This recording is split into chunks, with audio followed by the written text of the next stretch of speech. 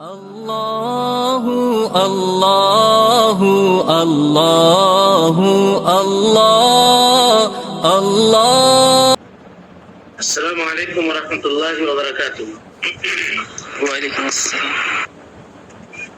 ان الحمد لله نحمده ونستعينه ونستغفره نعوذ بالله من شرور انفسنا ومن سيئات اعمالنا من يهده الله فلا مضل له ومن يضلل فلا هادي له واشهد ان لا اله الا الله وحده لا شريك له واشهد ان محمدا عبده ورسوله اما بعد فان خير الحديث كتاب الله وخير الهدي هدي محمد صلى الله عليه وسلم وشر الأمور محدثاتها وكل محدثة بدعة وكل بدعة ضلالة وكل ضلالة في النار. محترم حاضرین، ناظرین و ناظرات، سامعین و سامعات، اللہ رب العالمین کا شکر اور اس کا احسان ہے کہ اس نے ہمیں اور آپ کو اپنی توحید کا علم سیکھنے کے لیے ایک جگہ پر جمع فرمایا.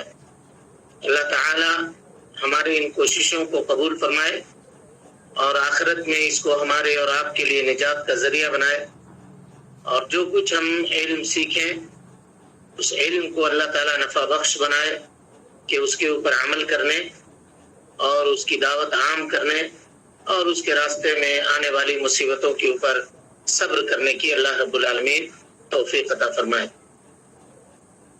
کل کے درس میں ہم لوگوں نے یہ بات پڑھی تھی کہ اب مصنف رحمہ اللہ عبادت کی تعریف اور سب سے پہلا اصول یعنی معرفت العبد ربہ، آدمی اپنے رب کو پہچانے. رب کو پہچاننے کا کیا مطلب ہے اور عبادتوں کو اسی کے لیے خالص کرنا ہے، خاص کرنا ہے. تو عبادت کے اقسام کیا ہیں، عبادت کس کو کہتے ہیں، اس کے تعلق سے گفتگو ہو رہی تھی. عبادتوں کے اقسام جن کے کرنے کا اللہ رب العالمین نے حکم دیا ہے، جیسے اسلام، ایمان، احسان، یہ دین کے مراتب ہیں.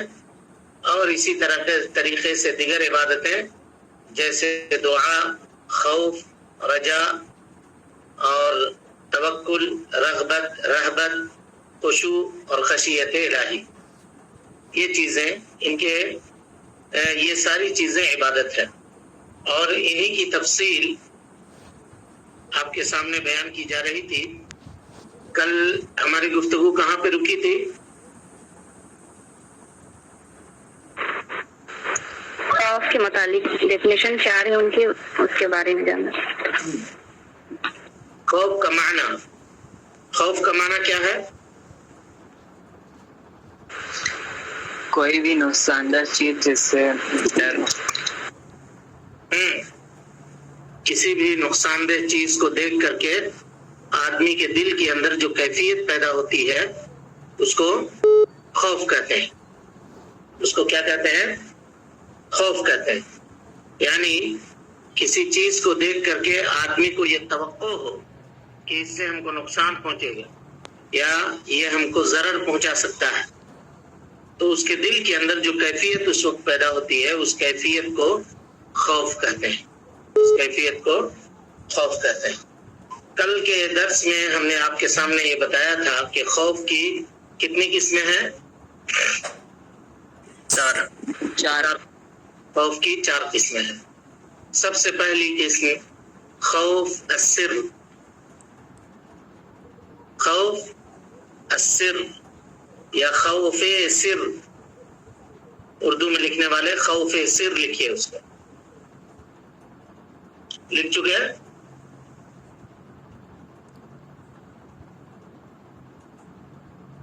خوف سر کا مطلب یہ ہے کہ آدمی غیر اللہ سے، اللہ کے علاوہ غیر اللہ سے ڈرے کہ وہ ہم کو نقصان پہنچا دے، وہ ہم کو مصیبت کے اندر گرفتار کر دے گا، یا وہ ہم کو بیمار کر دے گا، یا وہ ہم کو فقیر بنا دے گا. غیر اللہ سے ڈرے. مثال کے طور پہ جیسے لوگ کہتے ہیں کہ فلاں ولی کے بارے میں گفتگو مت کرو، فلاں قبر والے کے بارے میں گفتگو مت کرو، اس سے گفتگو کرو گے تو تمہارا بیٹا مر جائے گا، اس کو برا بھلا کہو گے تو تمہارے دکان میں آگ لگ جائے گی. کہتے ہیں یا نہیں کہتے ہیں یہ چیز؟ جی کہتے ہیں. جی.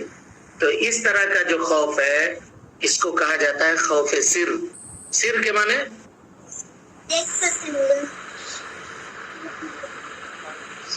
چھپ کر کے. صحیح بات ہے. سر کے معنی چھپی ہوئی چیز.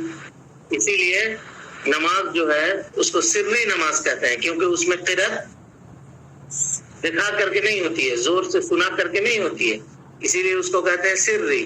ظہر عصر کی نماز سری نماز ہے, اور باقی مغرب عشاء اور فجر یہ جہری نماز ہے کیونکہ اس میں جہار ہوتا ہے, آواز بلند ہوتی ہے قرأت کرنے میں امام صاحب کی. سمجھ میں آ گئی بات؟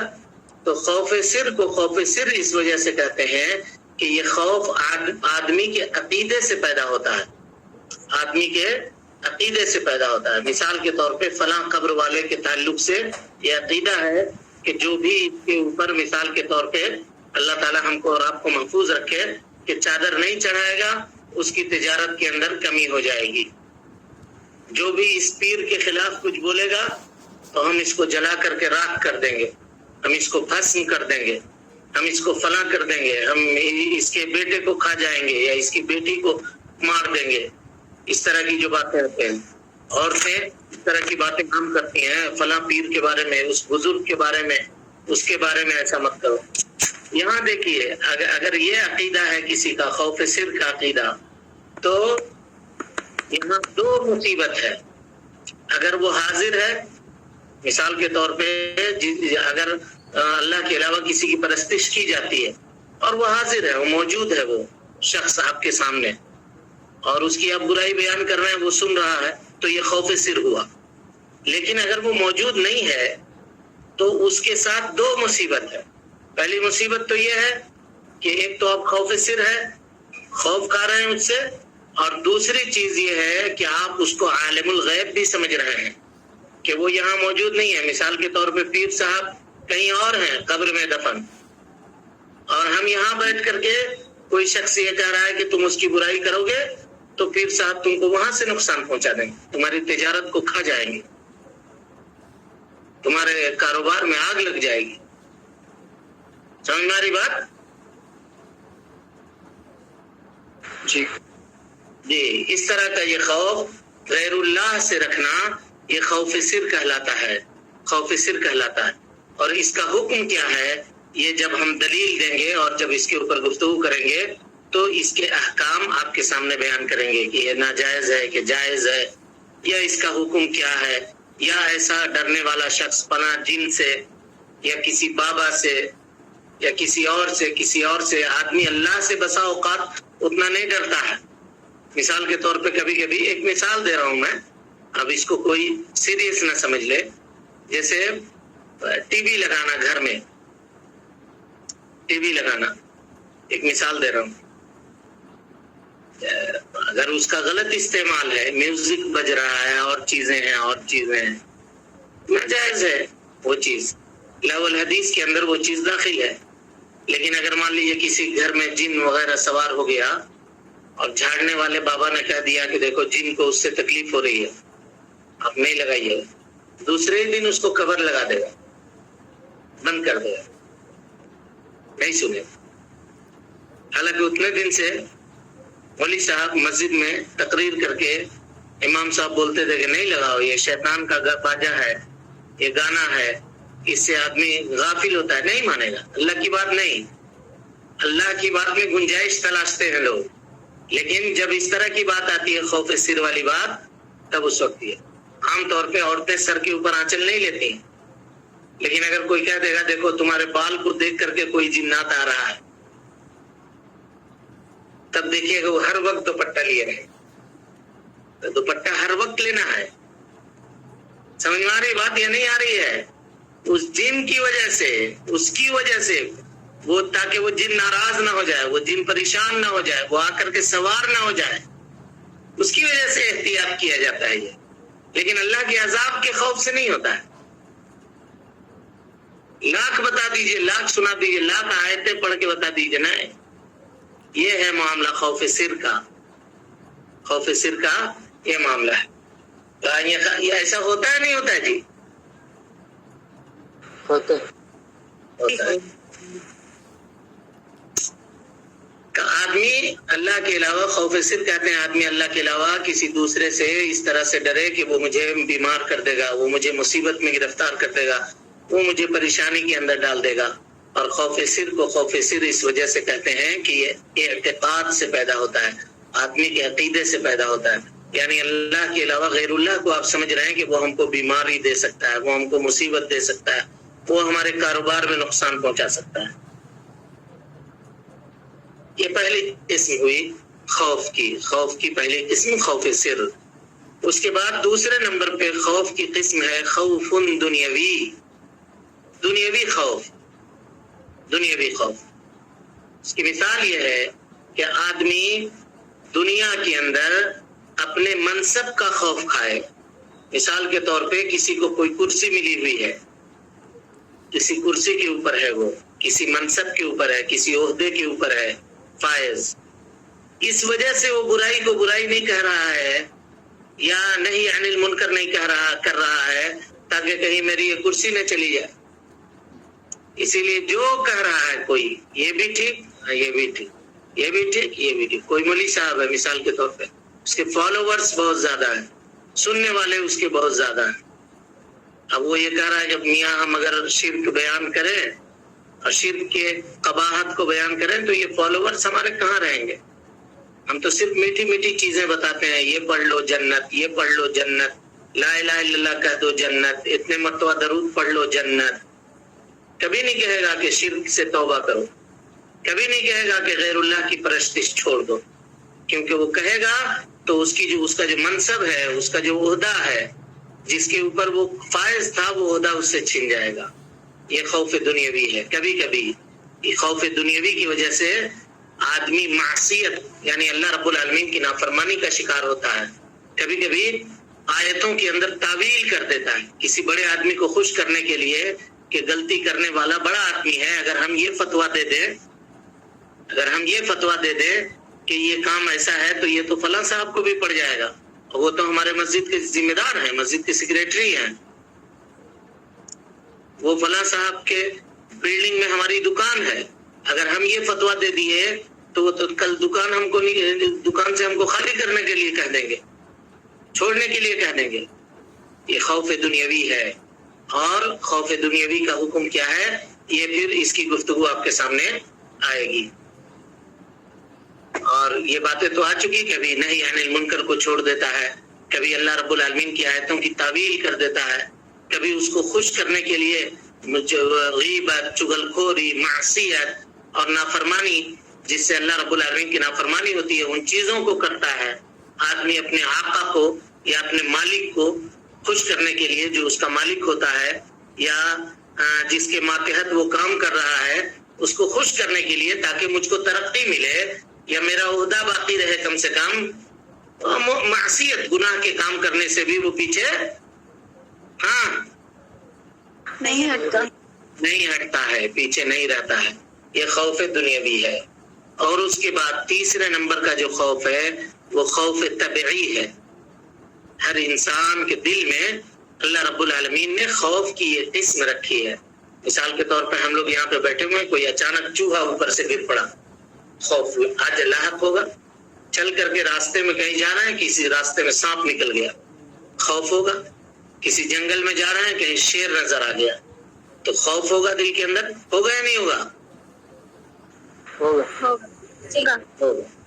خوف کی ایک قسم یہ ہے خوف طبعی جس کو کہتے ہیں. اس کا حکم کیا ہے، یہ دلائل کے وقت میں گفتگو آپ کے سامنے کی جائے گی، لیکن ضروری ہے کہ ان اقسام کو آپ یاد رکھیں. خلط ملط ہونے کے ڈر سے ہم یہاں پہ بیان نہیں کر رہے ہیں، پہلے آپ اس کو یاد کر لیجئے تاکہ جب ہم وہاں پہ گفتگو کریں گے تو ہم اشارہ کریں گے خوف طبعی، تب سمجھ جائیے گا یہ خوف ہے.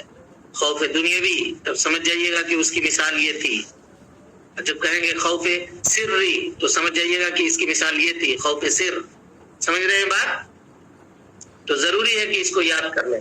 اور اس کے بعد چوتھے نمبر پہ خوف ہے خوف من وعید اللہ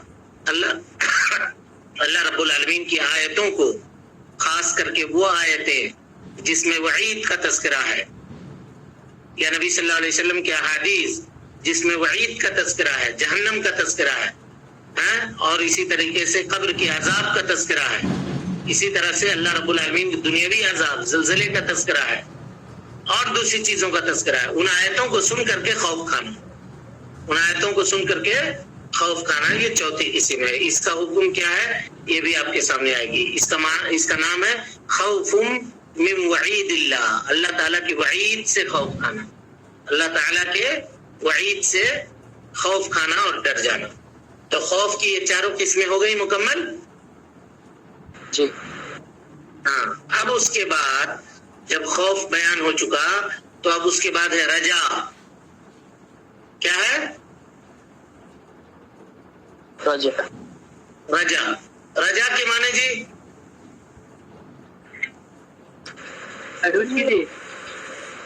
اللہ کی رضی. ہاں؟ امید. امید. رجا کے معنی امید، ہوپ. کہہ لیجیے کسی بھی چیز میں آدمی امید لگا کر کے رکھے وہ رجا کہلاتی ہے عام معنی کے اندر. یہ رجا کا عام معنی ہے. لیکن رجا عبادت کب ہوگی وہ دیکھیے. اس کے عبادت ہونے کے رجا کو اگر عبادت کے معنی میں لیں گے تو اس کا دوسرا معنی ہوگا. اور رجا کے معنی امید. مثال کے طور پہ کسی نے امتحان دیا، آج ایگزام کا پرچہ لکھ کر کے گھر آیا، تو کیا امید ہے بھائی صاحب؟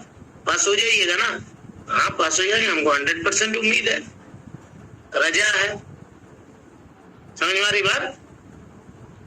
تو یہ رجا عام معنی میں ہوا، یہ رجا عام معنی میں ہوا. لیکن رجا جو عبادت ہے وہ کہتے ہیں کہ اللہ تعالی کے افعال، اللہ رب العالمین کے حکموں کو کی بجا آوری کر کے اس میں پوری ذلت کے ساتھ، خشوع اور خضوع کے ساتھ، عاجزی اور انکساری کے ساتھ اس کے قبولیت کی امید لگانا، اس کے قبولیت کی امید لگانا، یہ ہے عبادت. یہ ہے عبادت. اس رجا میں اور رجا کا جو عبادت کے علاوہ معنی ہوا اس میں دونوں میں فرق ہے. کوئی بتا سکتا ہے کیا فرق ہے؟ رجا کا ایک معنی ہم نے بیان کیا امید، ٹھیک ہے. جیسے مثال کے طور پہ کوئی امتحان لکھ کر کے آیا، ایگزام ہال سے باہر آیا، آپ نے پوچھا اس سے کیا امید ہے بھائی، کیسا پرچہ گیا، کیسا لکھے گا؟ 100% امید ہے ہم کو پاس ہو جائے. اور ایک عبادت کرنے کے بعد رجا ہے. دونوں میں فرق کیا ہے؟ رجا عام اور رجا خاص. وہ ٹھیک ہے، لیکن فرق بتا رہا ہوں، فرق پوچھ رہا ہوں میں.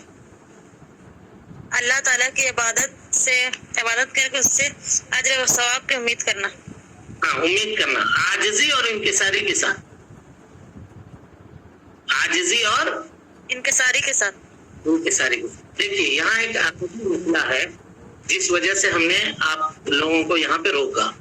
عقدی مسئلہ یہ ہے کہ معتزلہ کہتے ہیں، معتزلہ ایک گمراہ فرقہ ہے، وہ یہ کہتا ہے کہ اگر کسی آدمی نے نماز پڑھ لی، اس نے روزہ رکھ لیا ہے نا، روزہ رکھ لیا، نماز پڑھ لی، زکوٰۃ ادا کر دی، نیکی کے کام وہ انجام دیتا ہے، تو اللہ رب العالمین کے اوپر واجب ہے کہ اللہ تعالیٰ اس کو جنت دے. اللہ تعالیٰ کے اوپر،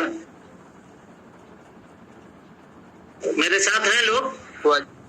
جی جی ہاں، اللہ تعالیٰ کے اوپر واجب ہے. واجب ہے بالکل اسی طریقے سے جیسا کہ ہم کہتے ہیں کہ ہم ایگزام لکھ کر کے آئے ہیں، ایگزامینر 100% ہم کو نمبر دے گا، نہیں دے گا تو ہم اس کو چیلنج کریں گے. ایسا ہوتا ہے نہیں ہوتا؟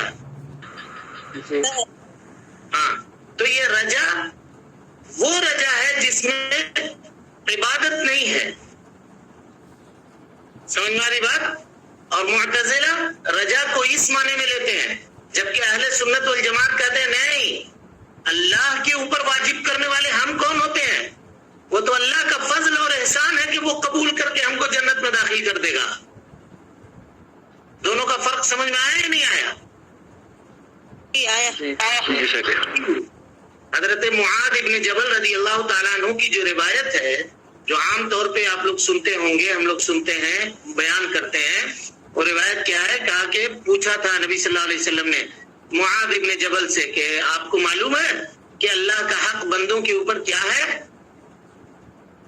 کہا کہ بندے اللہ تعالیٰ کی عبادت کریں، اور بندوں کا حق اللہ رب العالمین کے اوپر کیا ہے؟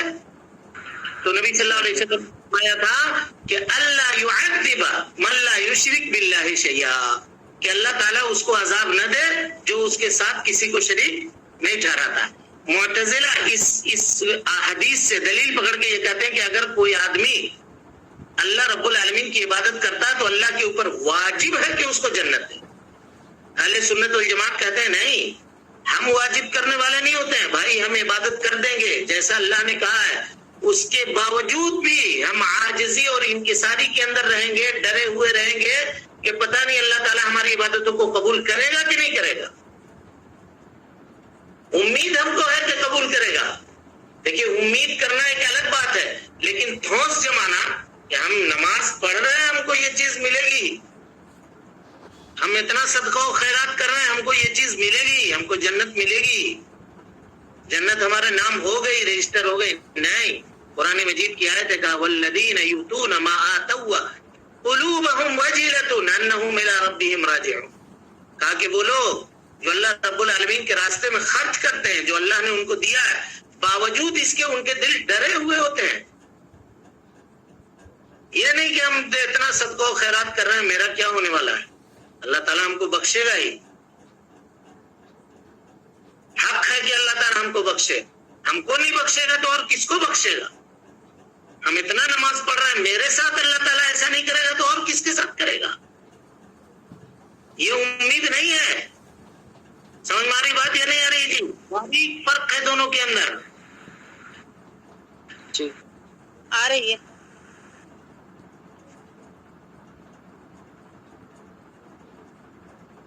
آگے اس بات واضح ہو گئی؟ جی جی ہاں، چلیے رجا کے بعد اب نمبر ہے کس کا؟ انابت، نہیں، توکل کا۔ رجا کے بعد توکل کا۔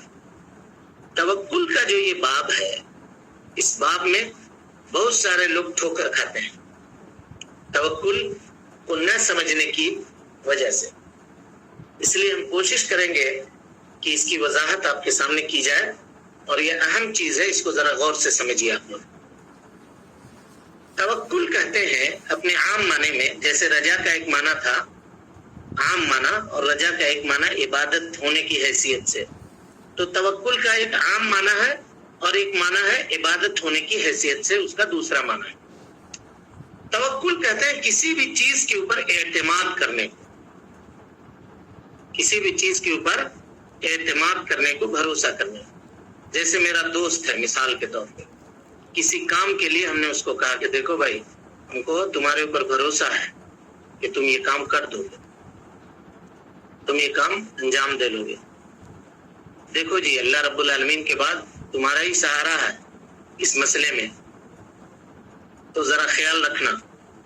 یہ کہنا یہ توکل کا عام معنی ہے، یہ عبادت نہیں ہے، یہ عبادت نہیں ہے۔ جبکہ وہ آدمی اس کام کو کرنے کے اوپر قادر ہو، اس کام کے کرنے کے اوپر قادر ہو۔ مثال کے طور پہ کسی کو 5,000 روپے کی ضرورت پڑی، ایک مثال دے رہا ہوں، اس کا کوئی دوست ہے جو مالدار ہے، وہ اس کو دے سکتا ہے 5,000 روپے۔ دیکھیے بھائی آپ کے اوپر بہت بھروسہ لے کر کے ہم آئے ہیں کہ یہ 5,000 روپے ہم کو آپ دیجیے قرض کے طور پہ، یا جیسا لینا ہے دیجیے۔ لیکن کوئی آدمی یہی چیز جا کر کے قبر والے سے کہے کہ آپ ہی کے اوپر بھروسہ ہے، 5,000 روپے ہم کو دلوا دیجیے، تو یہ جائز ہوگا؟ قادر ہی نہیں ہے اس کام کے کرنے کے اوپر، اس کام کے کرنے کے اوپر وہ قادر ہی نہیں ہے۔ اور یہاں جو آدمی ہے وہ قادر ہے، وہ کرا سکتا ہے، دے سکتا ہے۔ یہ الگ بات ہے کہ اس کے پاس نہ ہو تو منع کر دے گا، لیکن ظاہری طور پہ تو ہم سمجھ رہے ہیں، لیکن قبر والے سے اگر کہیں گے تو وہ تو منع کرنے کی بھی صلاحیت نہیں رکھتا، وہ تو ہوں ہاں چوں چاں کچھ بھی نہیں کرے گا، یس نو کچھ نہیں کہہ سکتا ہے وہ. سمجھ میں آ رہی بات یا نہیں آ رہی ہے؟ یعنی کام کے کرنے کے اوپر جو قادر ہے اس کے اوپر بھروسہ کرنا، لیکن یہ بھروسہ بھی اللہ رب العالمین کے اوپر بھروسہ کرنے کے بعد، اللہ تعالیٰ کے بھروسے کے بعد، کہ ہم کسی سے اگر مان لیجیے قرض لے بھی رہے ہیں تو اگر اللہ تعالیٰ چاہے گا تو اس کے یہاں سے میرا انتظام کرے گا، اور اگر نہ چاہے گا تو وہ پیسہ رہتے ہوئے بھی نہیں دے گا ہم کو پیسہ، تو زبردستی اس سے لے سکتے ہیں کیا؟ نہیں لے سکتے. یہ توکل عام معنی میں ہے. توکل خاص معنی میں اپنے معاملے کو اللہ رب العالمین کے حوالے کر دینا، اس کے اوپر اعتماد و بھروسہ کرتے ہوئے اسباب کو انجام دیتے ہوئے، اسباب کو انجام دیتے ہوئے یا اسباب کو اختیار کرتے ہوئے. یعنی آدمی اسباب کے اختیار کرنے کے بعد معاملے کے انجام اور نتیجے کو اللہ رب العالمین کے حوالے کر دے، یہ توکل ہے. یہ کیا ہے؟ توکل ہے. توکل ہے. یہاں غور کیجیے، یہاں کتنی چیزیں آئیں. ایک چیز آیا انجام، ایک چیز آیا اسباب، سمجھ رہے ہیں، اور ایک چیز ہوئی توکل. تین چیز، تینوں کو الگ الگ سمجھیے. توکل تو آپ جان چکے، بھروسہ کرنا، اعتماد کرنا. ایک ہوا اسباب. مثال کے طور پہ اس کی ایک مثال میں دے رہا ہوں. اللہ رب العالمین نے کوئی بھی چیز چاہے دنیاوی ہو یا اخروی ہو اس کو اسباب کے اوپر قائم کیا ہے، اسباب کے اوپر قائم کیا ہے. اسباب اگر نہیں ہوتا ہے اور وہ اسباب کو سبب بنانے والا بھی اللہ ہے، اور اسباب سے جو چیزیں حاصل ہوتی ہیں اس کو دینے والا بھی اللہ ہے. سمجھ میں آ رہی بات؟ جی جی ہاں. اسباب کا اختیار کرنا. کچھ لوگ کہتے ہیں کہ نہیں، توکل کا معنی یہ ہے کہ آدمی اللہ کے اوپر مکمل اعتماد کر لے، اسباب وغیرہ اختیار کرنے کی ضرورت نہیں ہے. یعنی ان کے قول کا یہ مطلب ہوا کہ ہم کیا کریں، ہم کہیں کہ چلو ہم کھانا بھی نہیں کھائیں گے، پانی بھی نہیں پیئیں گے. اللہ تعالی کے اوپر یہ ہے کہ وہ ہم کو زندہ رکھے، ہم اس کے اوپر بھروسہ کیے ہوئے ہیں کہ اللہ تعالیٰ ہم کو زندہ رکھے گا. ہوگی جی؟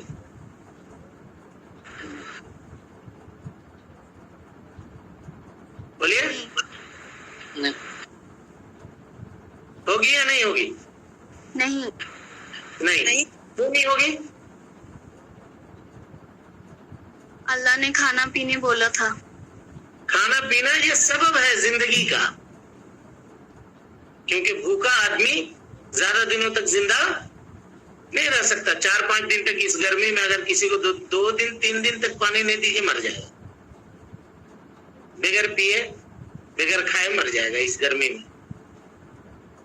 سمجھ میں آ رہی بات؟ جی ہاں. تو زندگی کے لیے، زندہ رہنے کے لیے یہ اسباب اللہ رب العالمین نے بنایا کہ آدمی کھائے پیے. اللہ تعالیٰ کہتا ہے کہ ہم نے کوئی جاندار ایسا نہیں بنایا جو کھانا نہ کھائے اور زندہ رہے. کہ ہم کو اللہ عبادت میں آئے گی کیا؟ پہلے اس کو سمجھیے آپ، اس کے بعد پھر ہم گفتگو کریں گے کہ وہ عبادت میں آئے گی یا کس چیز میں. پہلے اس کو سمجھ لیجیے اچھی طریقے. اچھی بات ہے. اب اس کے بعد جب آپ نے سبب اختیار کر لیا ہے نا، سبب کو اختیار کر لیا، مثال کے طور پہ کھانا کھا لیا، پانی پی لیا، تو گارنٹی ہے کہ آپ زندہ رہیں گے؟ نہیں. یا زندگی دینے والا یہ کھانا اور پینا ہے کیا؟ نہیں. کون ہے؟ اللہ ہے.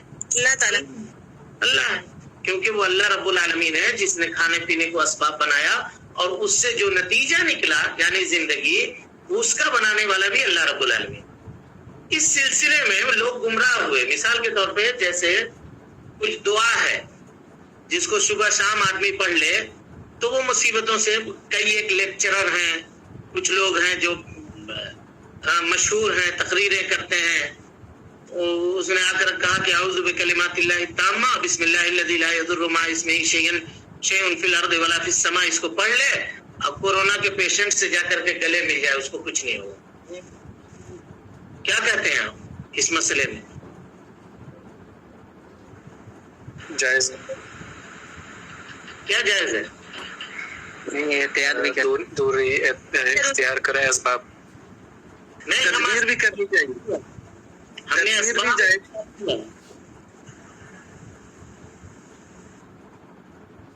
بولیے بھائی. احتیاط بھی کرنا, جیسے محمد صلی بولے تھے اونٹ باندھو پھر توکل کرو اللہ. ہاں, توکل کرو. نہیں, اگر کوئی آدمی اسی کو دوسرے معنی میں سمجھیے, اگر کوئی آدمی کہا اعوذ بکلمات اللہ التامات من شر ما خلق, اگر کوئی آدمی کسی جگہ پہ نئی جگہ پہ اترے اور شام کے وقت یہ دعا پڑھ لے تو حدیث میں ہے کہ صبح تک اس کو کوئی تکلیف دہ چیز وہاں پہ تکلیف نہیں پہنچائے گی. ہاں جی, اعوذ بکلمات اللہ التامات من شر ما خلق. اب ہم نے آج یہ دعا پڑھی, مثال دے رہا ہوں, آج ہم نے یہ دعا پڑھی. اب ابھی اگر مان لیجیے لا قدر اللہ میرے گھر میں کوئی سانپ نکلا اور ہم چلے گئے, کیونکہ ہم نے تو دعا پڑھی ہے, سانپ کے سامنے ہاتھ دکھا دیا یا سانپ کو پکڑ لیا, نہیں کاٹے گا؟ کاٹے گا. کیوں؟ دعا تو پڑھے تھے. احتیاط کرنا ضروری ہے. پھر وہ مولوی صاحب جو کہہ رہے ہیں بسم اللہ الذی لا یضر مع اسمہ شیء فی الارض ولا فی السماء پڑھ لو, اب کورونا کے پیشنٹ کو گلے لگا لو, کچھ نہیں ہو. نہیں, اللہ تعالیٰ آئیں گے. ہاں جی, اللہ تعالیٰ فرمائے ہیں کہ یہ مطلب ہے, لیکن احتیاط اپنا طرف ضروری ہے. احتیاط اپنی طرف سے ضروری ہے. اس کی دلیل کیا ہے؟ وہی محمد کی حدیث کی اونٹ باندھو پھر اللہ پر توکل کرو. تو اونٹ باندھ لیا نا جی اس نے, اعوذ بکلمات اللہ التامات من شر ما خلق, اونٹ تو باندھ لیا. دعا تو دعا ہی باندھنے کے معنی میں ہے, معنی میں سمجھیے. سنیے حدیث, شہادت اللہ رب العالمین کے راستے میں بہت بڑا اجر و ثواب کا کام ہے یا نہیں ہے؟